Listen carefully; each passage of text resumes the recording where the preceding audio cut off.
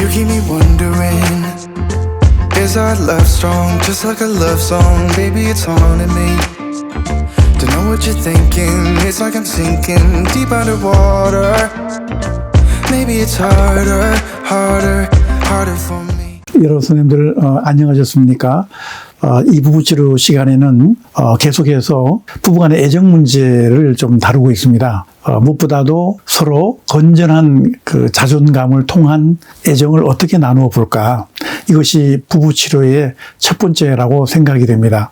사람의 그 성격 형성이 어릴 때 불안정 애착이 가져오는 여러 가지 폐단 중에 열등감이라든가 또 자기 자신에 대한 과장된 표현이라든가 이런 것들이 많이 있었죠. 그 원인을 우리 이제 한번 또 살펴본다면 두 가지가 있을 수가 있습니다. 첫째, 애정이 결핍된 애정결핍증이라고 하는 것이 그런 자존감 저하, 열등감 이런 것들을 불러올 수가 있고요.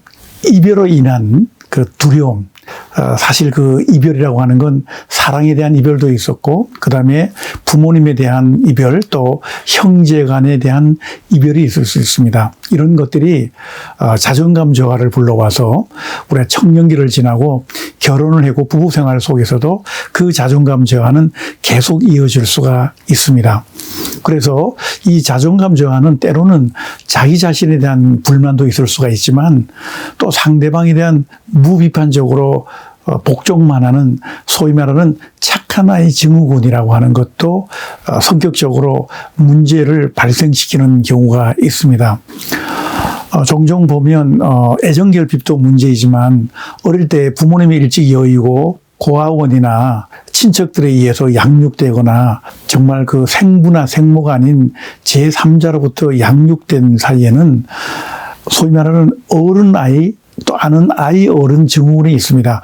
나이에 비해서 너무 어른스럽거나 때로는 어른이 되었음에도 아이처럼 행동하는 경우가 있습니다. 특히 아이 어른 경우, 아이인데 어른의 모습을 보이는 이러한 증후군은 성인이 되어서 결혼해도 문제가 될 수가 있습니다. 이러한 사람들은 상대방의 눈치를 많이 봅니다. 그리고 자기 욕구를 억누른 채로 상대방의 욕구에 많이 의존하게 되죠. 그리고는 혼자 돌아서서 굉장히 슬픔이나 외로움을 느끼게 되고 심지어는 굉장한 그 분노까지도 느끼게 됩니다. 우리 부부들 중에서 아내나 남편 이럴 경우에는 어떻게 될까요? 진실된 자기 욕구를 좀 찾아봐야 되거든요. 어떻게 찾을 수 있을까요? 자기 욕구를 표현하는, 즉 자기 자신의 감정을 표현하는 연습을 해야 됩니다. 여보, 실제 나는 솔직히 이번 일에 대해서 이러이러한 감정이 있었거든. 솔직히 말해서 나는 이런 마음이었어. 또 내 감정은 그런 것이었어. 라고 처음에는 어설프지만, 처음에는 어색하지만 표현하는 습관을 한 번, 두 번 계속해서 반복해 보면 어떨까요? 이것은 상대방이 들을 때 너무 놀랄 겁니다. 처음에는. 그러나 그 말을 들은 아내나 남편은 혼자 돌아서서 굉장히 그 마음을 헤아리지 못했음에 대해서 굉장히 미안한 감정을 가질 수가 있습니다. 또한 이 애정결핍증으로 인해서 부부 사이에 감정교환이라든가 진실된 그 애정을 주고받는 것에 어려움이 있다면 이 애정결핍증은 어떤 모습일까요? 애정결핍증의 가장 큰 특징은 사랑받아본 경험이었기 때문에 사랑을 하는 방법이 아주 미숙합니다.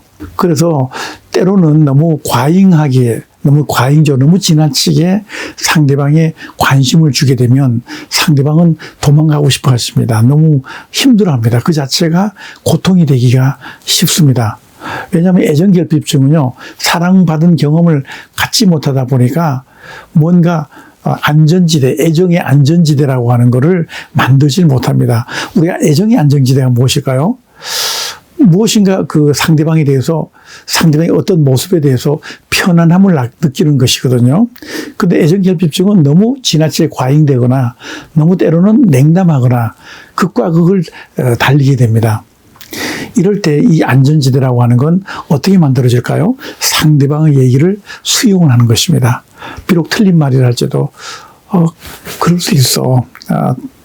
나도 그럴 것 같아.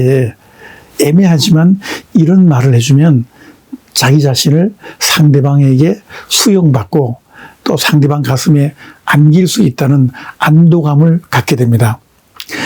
성인이라 할지라도 우리 비록 부부도 하나의 성인이지만 우리 마음은 5세 때 그것을 벗어나지 못합니다. 어린아이의 그 감정을 그대로 갖고 있거든요. 사람이 제일 편하고 좋을 때가 언제냐면 자기 자신이 틀렸을지라도 자기 자신이 부족할지라도 기꺼이 상대방 가슴이 안겨줬을 때 상대방이 기꺼이 받아줬을 때가 가장 편안합니다. 그래서 어떻게 보면 애정 결핍은 안전지대만 있다 보면 내가 애정이 결핍되었다, 사랑받은 경험이 없다 이러한 부정적인 생각에서 벗어날 수가 있습니다. 오늘 당장 아내나 남편 중에서 늘 좀 지나치게 상대방에게 좀 서비스 하려고 들거나 너무 냉담한다고 느꼈을 때 냉담하더라도 뭐 괜찮아. 당신의 모습은 다른 부부에 비해서 우리 참 괜찮은 것 같아. 당신 참 괜찮은 남자 같고 괜찮은 여자 같아. 이런 말을 하게 되면 새로운 안전지대가 만들어집니다. 왜냐하면 상대방은 다른 말은 다 빼놓고 당신은 참 괜찮은 사람이야. 이 말만 가슴에 남고 무의식에 남게 되기 때문입니다.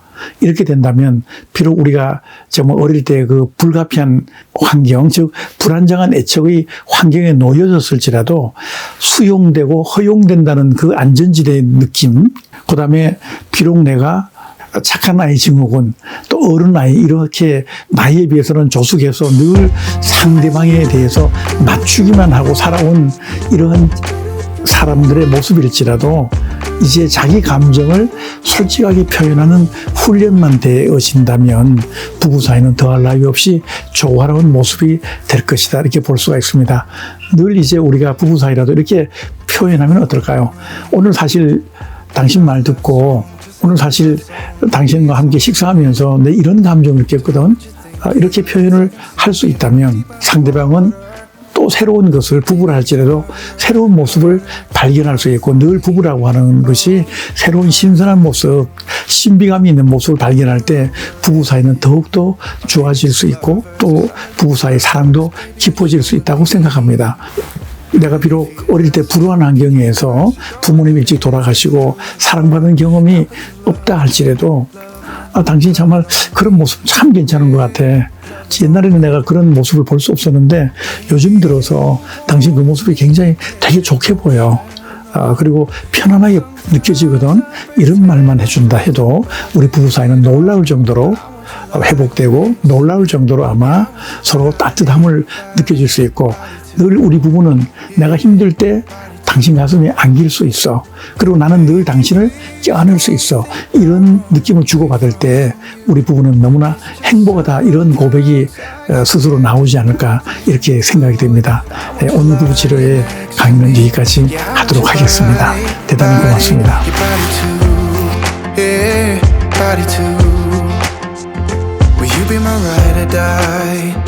Around all these people, trying to be someone better than you and I.